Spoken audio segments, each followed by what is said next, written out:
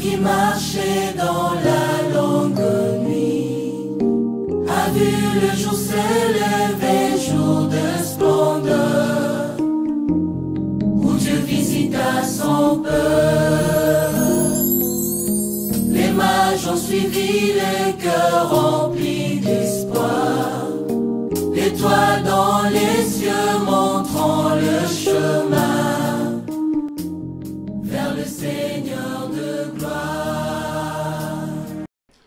Shalom, shalom, peuple de Dieu, partout où vous nous suivez, que la grâce de Dieu soit votre partage. Je vous salue au nom puissant de Jésus-Christ, notre Seigneur, unique Dieu véritable. Et nous sommes en train de continuer sur notre enseignement sur le miracle. Cet enseignement où Dieu m'a inspiré pour édifier le peuple de Dieu, pour éclaircir sur certains points où les enfants de Dieu sont perdus, pour expliquer ou soit détailler certains points où les enfants de Dieu n'arrivent pas à comprendre. Alors, avant de commencer, j'ai béni l'Éternel pour cette opportunité qu'il nous a accordée. Et je bénis ceux qui me suivent en ce moment partout, surtout en Afrique du Sud, au Kenya, sans oublier Papa Dakin, Frère Fiston, Frère Dickens et les autres. Que l'Éternel puisse vous bénir, que l'Éternel puisse vous assister. Et ceux qui nous suivent aussi à partir de Kinshasa, je salue ma mère Colette et je bénis mon père spirituel, le prophète Dapo, ainsi que mes frères et sœurs qui sont en République démocratique du Congo. Et je bénis aussi ceux qui me suivent ici ceux qui nous suivent à partir d'ici en France, et que l'Éternel soit votre partage. Alors, bien-aimés, ce qui est plus important sur ce que Dieu veut nous parler, avant de commencer, j'aimerais faire une petite prière. Là où vous êtes, vous allez incliner vos têtes, afin que l'Éternel puisse, que le Saint-Esprit puisse nous édifier. Éternel, nous voulons écouter ta parole. Cher Saint-Esprit, sois au milieu de nous. Cher Saint-Esprit, que tu puisses nous édifier, que tu puisses nous apporter la connaissance, que tu puisses nous enseigner.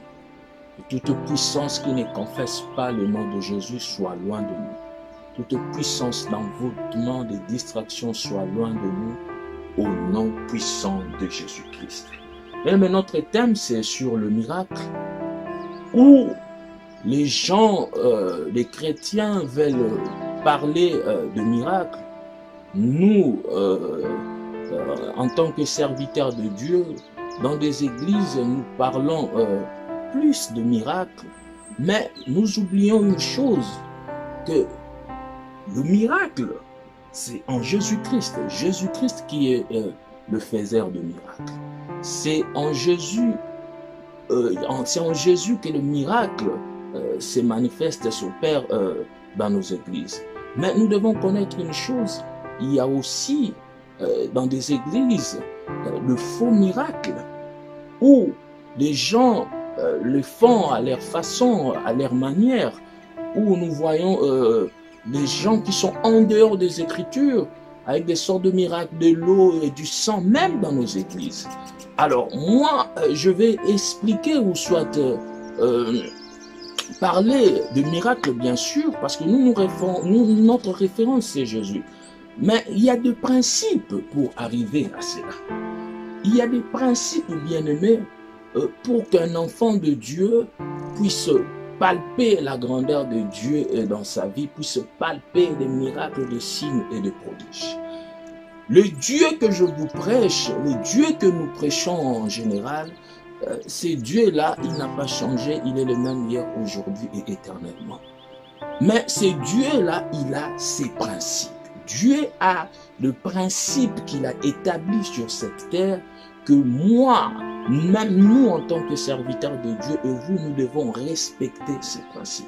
Et voilà, aujourd'hui, le peuple de Dieu, les enfants de Dieu vivent dans des conditions qui ne sont pas bonnes. Le peuple de Dieu qui vivent, le peuple des enfants de Dieu vivent dans la misère, dans des difficultés, parce que les gens comprennent mal, ils comprennent mal sur le point, sur le miracle. Le miracle, avant que le miracle puisse exister ou soit s'opérer dans votre vie, il doit y avoir de problèmes. Parce qu'il n'y a point de miracle sans problème. Lorsqu'il y a de problèmes, le miracle vient pour donner la solution. Le miracle intervient pour que la gloire de l'Éternel soit éclatée dans votre vie, pour que la gloire de l'Éternel se manifeste dans votre vie. Donc, mais si vous n'avez pas de problème, le miracle ne va pas exister, ne va pas s'opérer dans votre vie. Donc, le miracle intervient lorsque vous avez des problèmes.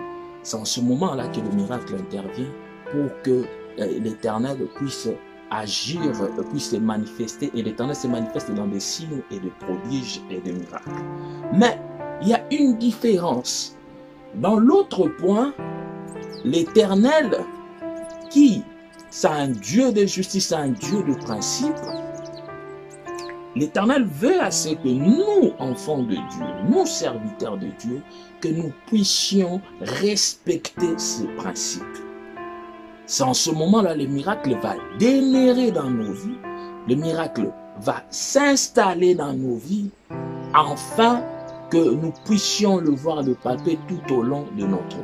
Et dans l'autre point, l'Éternel opère des miracles parce que c'est un Dieu souverain. Il peut le faire à tout moment sans consulter aucune personne. Alors, mais nous, enfants de Dieu, plusieurs enfants de Dieu, sur ce point, les comprennent mal. Il y a des gens qui partent à l'église, il y a des gens qui vont à l'église juste pour le miracle, mais les gens ne veulent pas respecter le principe de Dieu. Dieu, c'est un Dieu de principe. Notre Dieu, c'est un Dieu de principe, un Dieu de justice. Vous ne pouvez pas aller à l'église au moment où vous partez à l'église le lundi, vous partez à l'église le mardi, vous partez à l'église jeudi, vendredi, mais dans votre vie, vous n'arrivez pas à craindre Dieu, à marcher dans la sanctification, à respecter le principe que Dieu a établi.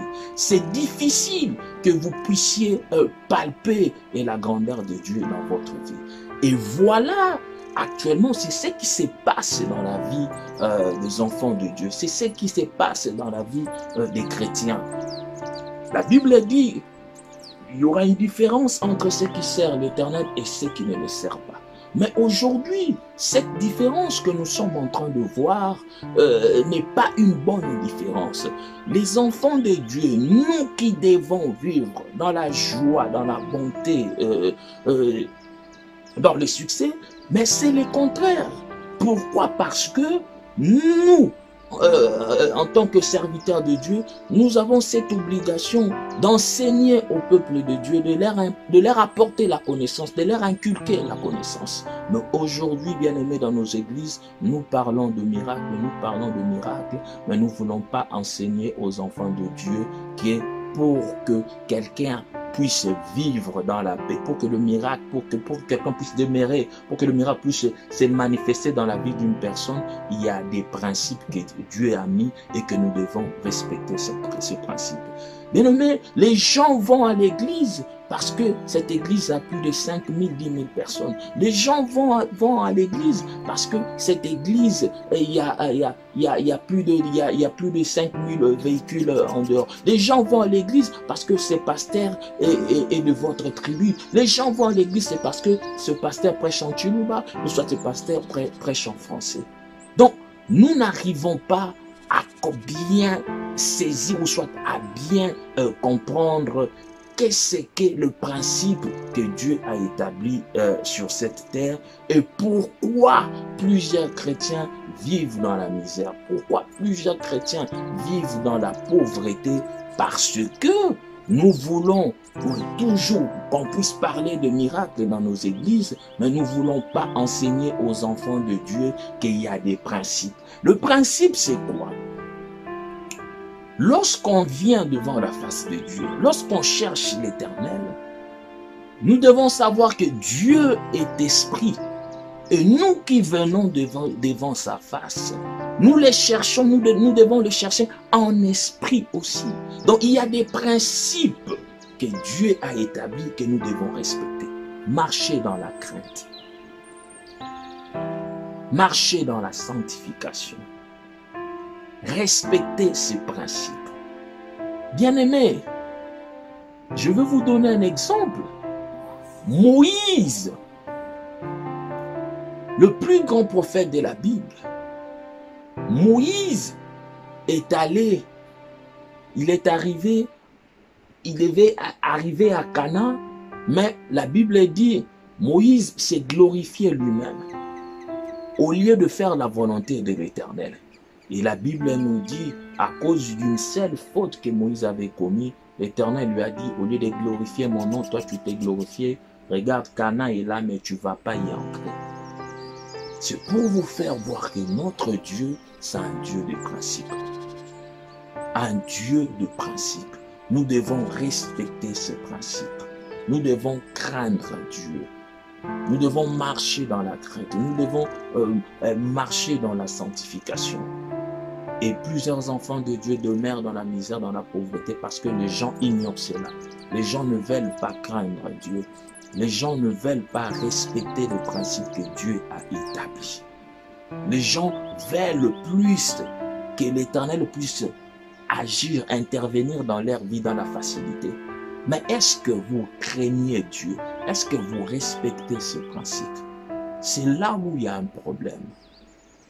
Et voilà pourquoi, vous voyez même dans des églises, les chrétiens, tu verras une sœur qui va te dire, je fais 5 ans, je fais 7 ans en train de chercher la face de l'Éternel. Mais je suis toujours dans la misère. Regarde, je suis dans des difficultés. Mais est-ce que vous craignez Dieu? Est-ce que vous respectez ce principe? Lorsqu'on craint Dieu, lorsqu'on respecte le principe de Dieu, le miracle s'opère dans nos vies facilement. Alléluia. Le miracle s'opère dans nos vies facilement.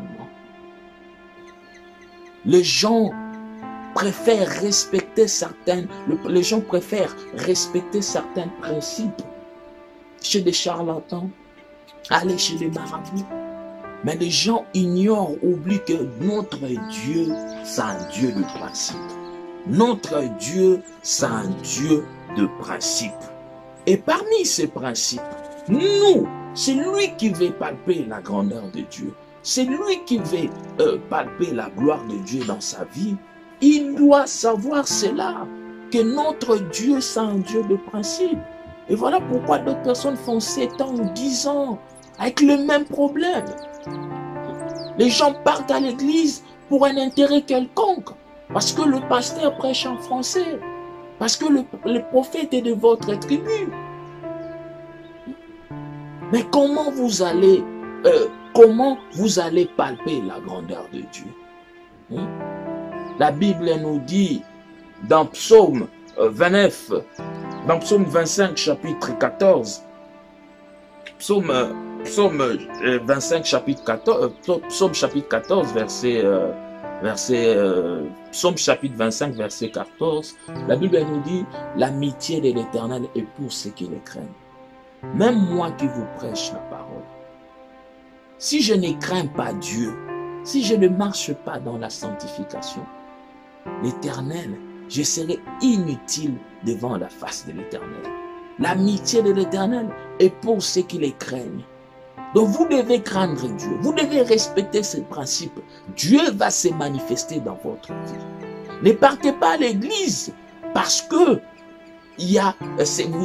cette église a plus de 10 000 ou 20 personnes. Ne partez pas à l'église parce que dans cette église, le pasteur est de votre tribu. Ne partez pas à l'église parce que on loue Dieu ou soit on chante en français.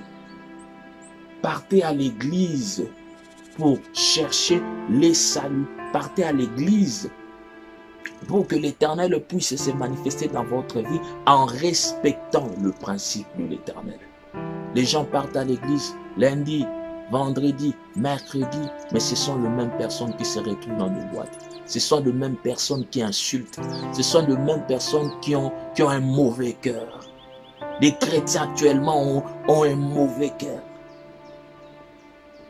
Or, nous voulons que l'Éternel puisse agir, puisse changer nos vies, mais nous avons la haine envers les autres. Nous ne voulons pas respecter le principe que Dieu a établi. Bien-aimé, Dieu est juste. Dieu sait. Dieu regarde nos cœurs. Quand vous avez la haine envers l'autre, quand vous insultez, quand vous partez à l'église, le week-end vous êtes dans des boîtes, le week-end vous êtes dans des hôtels, est-ce que vous croyez que Dieu peut agir réellement dans votre vie? Vous qui avez des combats dans votre vie, mais vous ne voulez pas respecter, craindre Dieu, vous ne voulez pas respecter les principes que Dieu a établis. Et voilà la difficulté que les gens ont souvent. Mais nous devons, vous devez plus partir à l'église pour chercher la face de l'Éternel, pour prier en respectant le principe que Dieu a établi. C'est en ce moment-là que le miracle va demeurer dans votre vie, que Dieu va opérer des signes et des miracles. Nous allons lire les Écritures. Nous allons lire les Écritures dans Matthieu chapitre 17, versets 20 à 21. Matthieu chapitre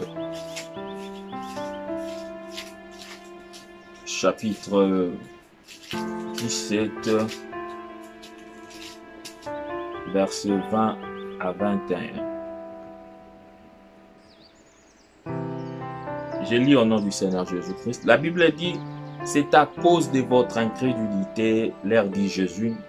Je vous l'ai dit en vérité, si vous aviez de la foi comme un grain de sénèbre, vous diriez à cette montagne, transporte-toi d'ici, là, et elle se transporterait, rien ne vous serait impossible.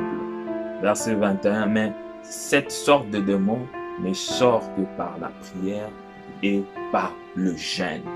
Vous comprenez, vous allez voir dans ces versets que Dieu est en train de dire aux apôtres, aux disciples, c'est à cause de votre incrédulité, leur dit Jésus, je vous l'ai dit en vérité, si vous aviez de la foi comme un grain de sénèbre, vous diriez à cette montagne, transporte-toi d'ici, là, et elle se transporterait, rien ne vous serait impossible.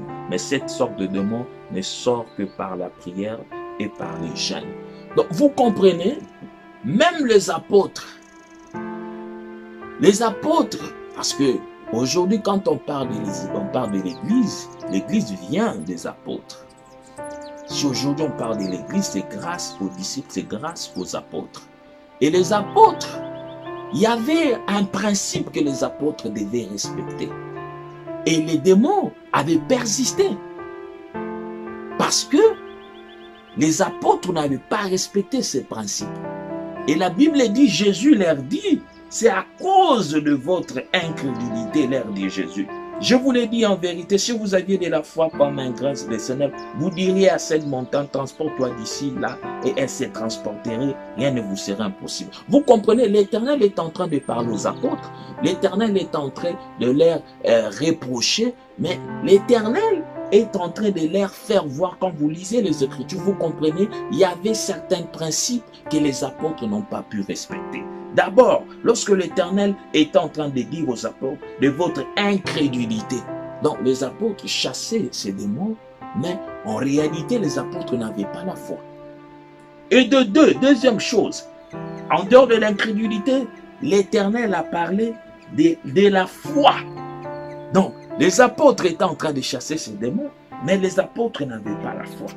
Or, l'Éternel, Jésus a dit, si vous aviez de la foi comme un grain de sénéf, vous diriez à cette montagne, transporte-toi d'ici. Là, elle se transporterait, rien ne vous serait impossible. Deuxième chose, l'Éternel a parlé de l'incrédulité. Deuxième chose, c'est la foi. Et puis, dans le verset 21, mais cette sorte de démon ne sort que par la prière et par le jeûne. Troisième chose, par la prière et par le jeûne. Donc, si on essaye de décortiquer dans ces versets, il y a au moins 3 principes que l'Éternel est en train de parler dans ces versets. Donc, vous comprenez que notre Dieu, c'est un Dieu de principe. Quand on craint Dieu, quand on respecte ses principes, quand on marche dans la sanctification, on les craint sérieusement, l'Éternel se manifeste dans nos vies. Les apôtres, devant ces démons, devant cet esprit impur, n'ont pas pu.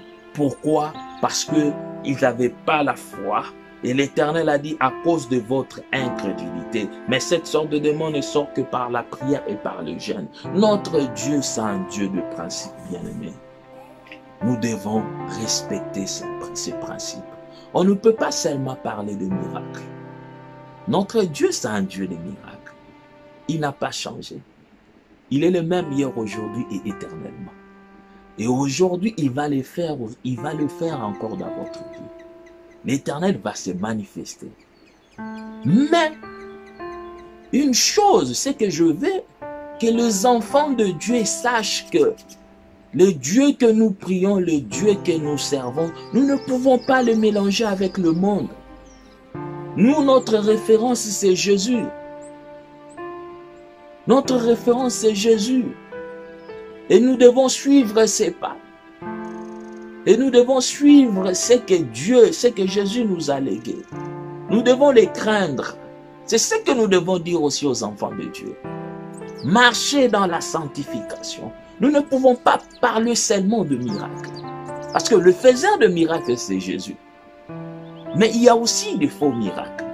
Mais ce que nous devons plus dire aux enfants de Dieu, c'est craindre Dieu, respecter le principe de l'Éternel. Sans ce moment-là, le miracle devient facile. Mais lorsque les enfants, le peuple de Dieu ne respectent pas, ne marchent pas dans la sanctification, ne respectent pas le principe que Dieu a établi, c'est pour cela que plusieurs personnes ont des problèmes, ont des difficultés. Des gens vivent dans des problèmes, vivent dans des difficultés énormes. Le même problème, avec la même situation. Mais quand on craint Dieu, quand on respecte ce principe, le miracle devient facile. Donc vous comprenez, l'Éternel a dit aux disciples, aux apôtres, mais cette sorte de démon ne sort que par la prière et par le jeûne. Donc vous comprenez que pour que le miracle puisse opérer, il y avait quelques principes que les apôtres devaient respecter. Mais est-ce que lorsqu'on vous demande de prier, lorsqu'on vous demande de jeûner, est-ce que vous le faites dans la facilité? Lorsqu'on vous dit de marcher, de craindre Dieu, est-ce que vous le faites dans la facilité? Lorsqu'on vous dit de respecter les principes que Dieu a établis sur cette terre, est-ce que vous les faites dans la facilité? C'est là où ça pose problème. Vous avez des combats dans votre famille, dans votre vie. Mais votre façon de prier, votre façon de chercher l'Éternel ne correspond pas à votre combat. Votre façon de chercher l'Éternel ne correspond pas. Vous jeûnez, vous cherchez la face de l'Éternel, mais vous n'arrivez pas à craindre Dieu. Vous n'arrivez pas à marcher dans la sanctification. Vous n'arrivez pas à respecter ces principes. Et voilà pourquoi plusieurs chrétiens ont des difficultés. Plusieurs chrétiens ont des problèmes dans leur vie. Parce que les gens ne veulent pas craindre Dieu. Les gens ne veulent pas respecter ses principes. Ce n'est pas de cette façon que Dieu va se manifester dans nous. Ce n'est pas de cette façon que Dieu va agir. L'Éternel est là. Il est présent. Le Saint-Esprit est opérationnel. Ce même Dieu n'a pas changé. Il est le même hier, aujourd'hui, éternellement. Mais la Bible nous dit, malheur à la terre, car le diable est descendu envers vous, animé d'une grande colère, sachant qu'il appelle le temps. Le diable est là, pour égorger, pour détruire. Mais lorsqu'on ne craint pas Dieu, lorsqu'on ne respecte pas ce principe, vous pensez que le diable va vous regarder, que ça puisse se faire dans la facilité, facilement dans votre vie? Non.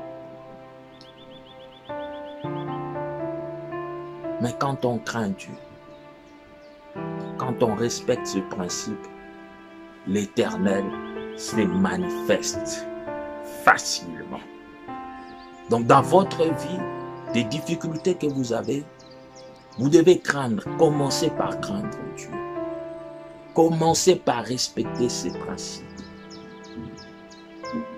Et lorsque vous craignez Dieu, vous respectez ses principes, et vous priez encore davantage, bien aimé, le miracle va s'opérer dans votre vie facilement.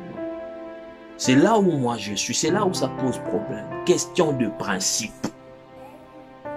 Question de principe. Et le diable ayant compris cela, il a soufflé un vent d'impudicité, même dans des églises. Parce que le diable a compris, même nous les hommes de Dieu, je parle en général, en globalité, les gens les hommes de Dieu ne craignent pas Dieu, ne respectent pas ce principe. Le diable a compris cela, il a soufflé un vent d'impudicité dans nos églises. Lorsque les gens vont commencer à craindre Dieu, à respecter ses principes, c'est là où tout va devenir facile.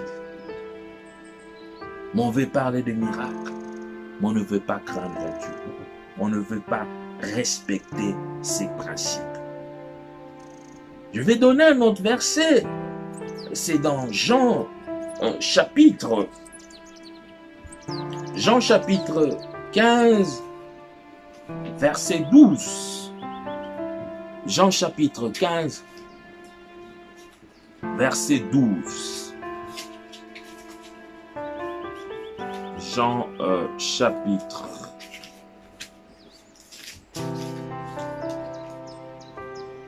Jean chapitre 15,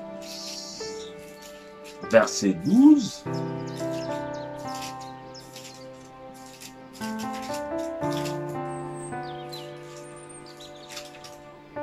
Verset 12, je lis au nom du Seigneur Jésus-Christ. Voici mon commandement. Aimez-vous les uns les autres comme je vous ai aimé. Voilà.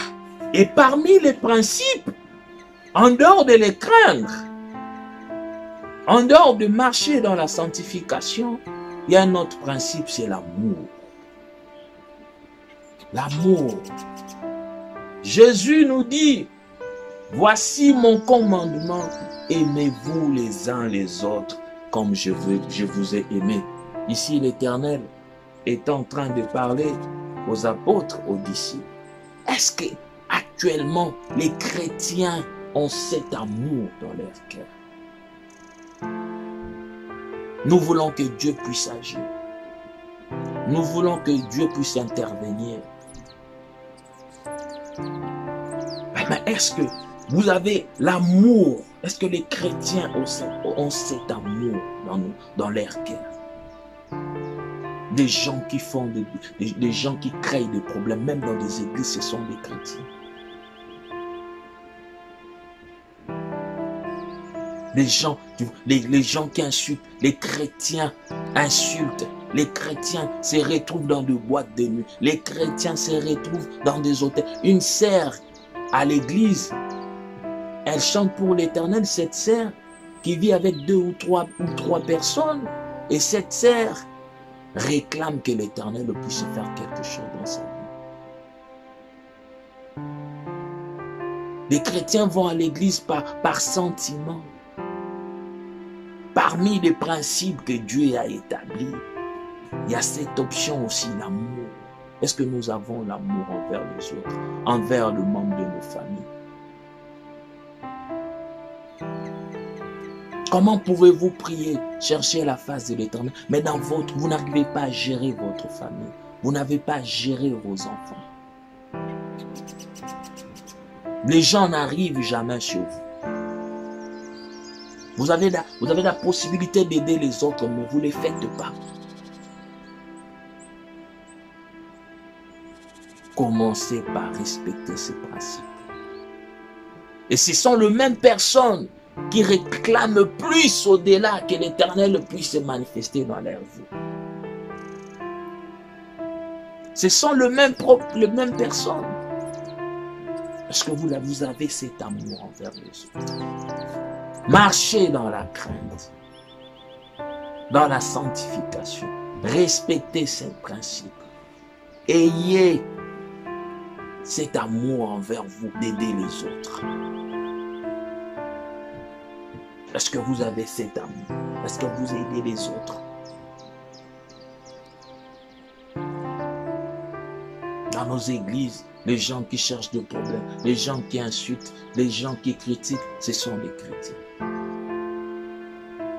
Et lorsque vous venez, vous allez dire, prophète, regarde, j'ai tel problème. Est-ce que vous avez cet amour envers les autres? Vous comprenez qu'il y a tant de choses que les gens ne respectent pas.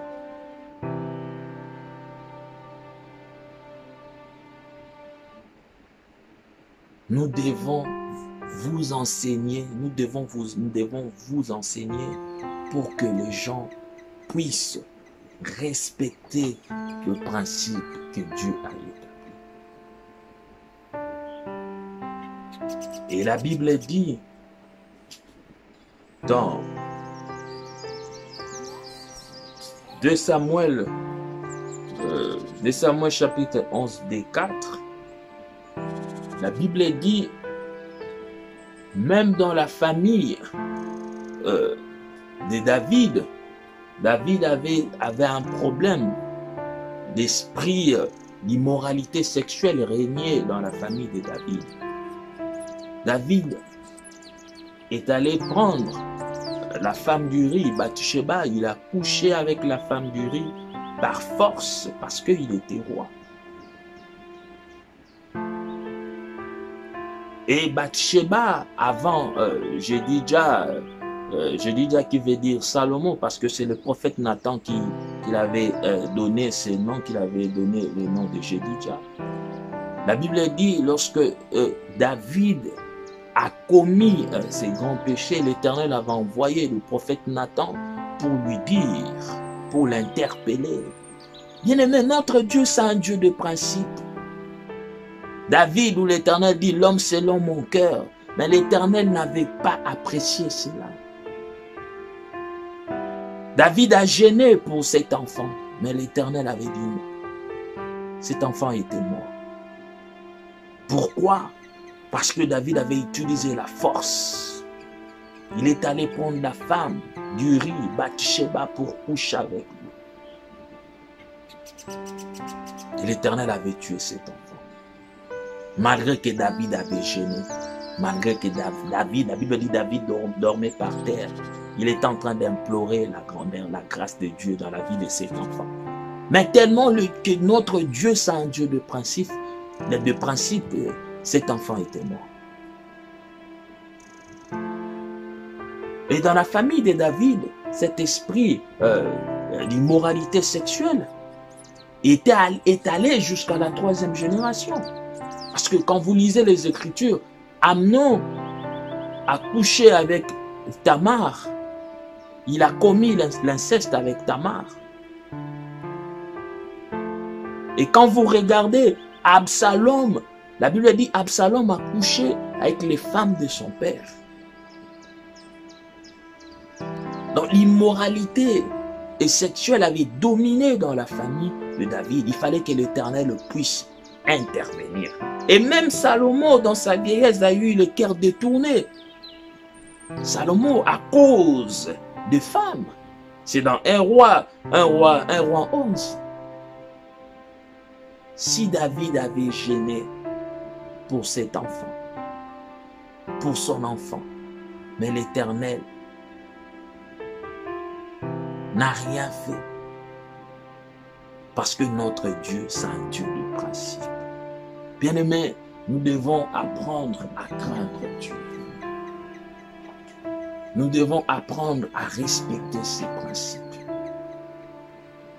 Les miracles dont vous cherchez, ça va se faire facilement dans votre vie.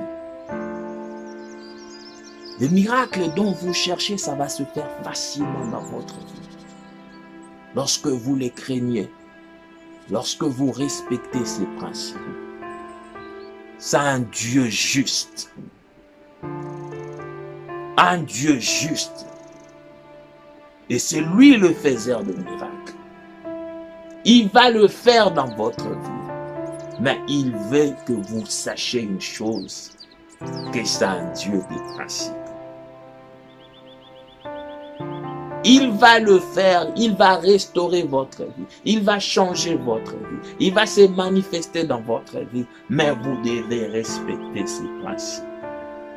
Vous devez les craindre, bien-aimés. Vous devez marcher dans la sanctification. Vous devez les craindre, c'est très très important. Je vous ai dit au début, l'amitié de l'Éternel est pour ceux qui les craignent. Vous devez avoir une bonne relation avec Dieu. L'amitié de l'Éternel pour ceux qui les craignent. Même moi qui vous prêche la parole, si je ne les crains pas, Dieu ne va pas, je serai plus utile devant sa face. Je ne suis qu'un instrument que l'Éternel utilise. Non seulement que je prie, non seulement que je cherche sa face à tout moment, mais je fais un effort de les craindre aussi. De respecter ses principes. Aujourd'hui, les chrétiens, ça m'étonne, c'est étonnant, les chrétiens vont à l'église parce qu'on lui a dit, ce prophète est plus grand, il y a un grand homme de Dieu, cette église, il y a plus de 15 000 personnes, dans cette église, il y a 20 000 personnes, il y a des véhicules, mais non, bien-aimés, ce n'est pas comme ça que votre vie que Dieu va changer votre vie. Si aujourd'hui on parle des grands serviteurs de Dieu, alors le prophète Élie, le prophète Moïse, Abraham, si aujourd'hui on parle des hommes de Dieu, voilà pourquoi j'ai toujours dit aux gens, appelez-moi prophète, c'est fini. Appelez-moi prophète. Il y en a d'autres qui ont de noms. Prophète Mata Nikolo. Excusez-moi bien, mais c'est une réalité. Prophète Mbangalola. Mais c'est grave. L'amitié de l'Éternel est pour ceux qui les craignent. Même dans votre église, si cet homme, votre pasteur, ne craint pas Dieu, ne marche pas dans la crainte, dans la sanctification, bien aimé, c'est inutile. Dieu est esprit, le Dieu que nous prions, le Dieu que je vous prêche. Et nous qui venons, nous qui cherchons sa face, nous qui prêchons la bonne nouvelle, c'est un travail spirituel, ce n'est pas un travail charnel. Nous devons les craindre, nous devons respecter ses principes. Donc devant la face de l'Éternel, c'est lui qui est plus grand, c'est celui qui le craint. C'est celui qui a une bonne relation avec Dieu.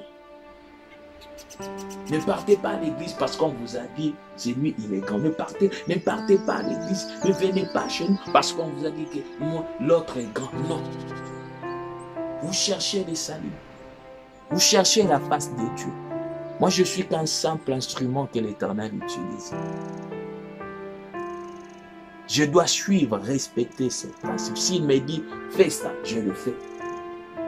L'amitié de l'Éternel est pour ceux qui les craignent. Nous devons craindre Dieu. Nous devons suivre ses principes. Et voilà pourquoi dans ces grands ministères, dans ces grands travaux que Dieu m'a confiés, nous voulons faire les choses autrement. Donc cette chaîne, c'est pour annoncer la bonne nouvelle. Nous, on fait, ce n'est pas pour faire ma publicité, c'est pour parler de Jésus-Christ. C'est lui notre référence. Et nous n'avons pas besoin de mettre nos vidéos, nos photos, mais nous faisons la publicité de Jésus-Christ de Nazareth. Moi, je ne suis qu'un simple instrument. La publicité, c'est de prêcher la bonne nouvelle. Notre référence, c'est Jésus. Nous ne voulons pas faire comme les autres. Notre concept, c'est un peu différent d'autres personnes. Alléluia. Elohim est Dieu. Adonai est Dieu. El Shaddai est Dieu. Craignez Dieu. Respectez ses principes. Et Dieu va se manifester dans votre vie. Dieu va agir dans votre vie. Dieu va restaurer votre vie. Dieu va agir dans votre vie. Je vais prier pour le malade. Quel que soit là où vous êtes, dans votre maison, si vous avez des problèmes, vous êtes dans des difficultés, des gens qui souffrent de maladies incurables, vous n'arrivez pas à enfanter, vous avez des problèmes de stérilité, vous avez des problèmes de douleur partout. Là où vous êtes à la maison, vous avez des infirmes, vous avez quelqu'un qui est à la maison, c'est un aveugle. N'importe quel Jésus, je vais prier et l'Éternel va agir. La Bible dit, l'Éternel est toujours derrière la parole de son serviteur pour l'accomplir. Et Dieu va se manifester puissamment à travers cette prière et les gens vont témoigner de la grandeur de l'Éternel. Là où vous êtes, préparez-vous, je vais prier. Et Dieu va se manifester puissamment. Adonai, le lion de la tribu de Shila, le médecin par excellence, l'homme aux opérations sans cicatrice. Manifeste-toi, Adonai. Manifeste-toi, le lion de la tribu de Shila. Remayanda gloire. Éternel, qu'à travers cette prière, que tu puisses te manifester puissamment. Tout celui qui est malade, des gens qui ont des problèmes, des gens qui ont des difficultés, étends ta main, Yahweh. Étends ta main au nom de Jésus-Christ.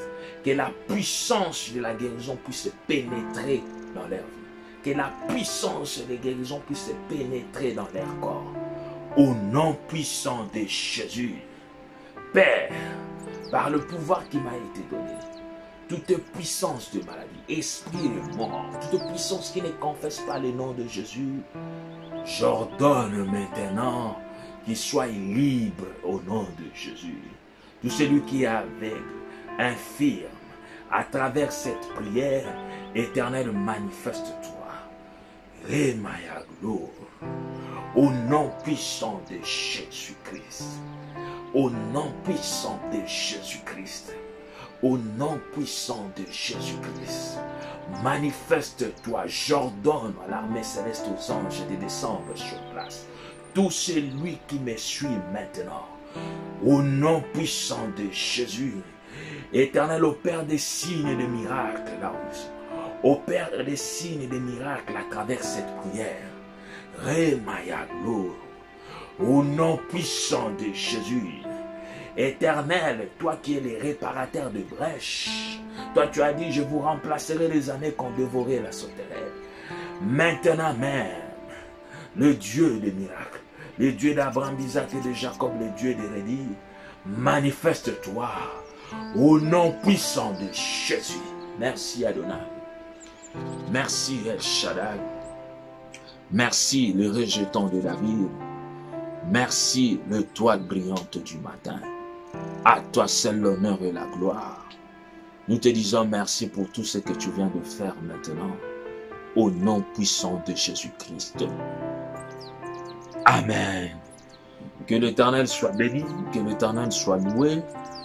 Mon numéro personnel, c'est plus 33 605 78 07 27. Plus 33 6 05 78 07 27. À Kinshasa, toutes les personnes qui veulent témoigner, parce que je sais que Dieu vient de faire quelque chose. Vous pouvez me contacter à ces numéros pour témoigner.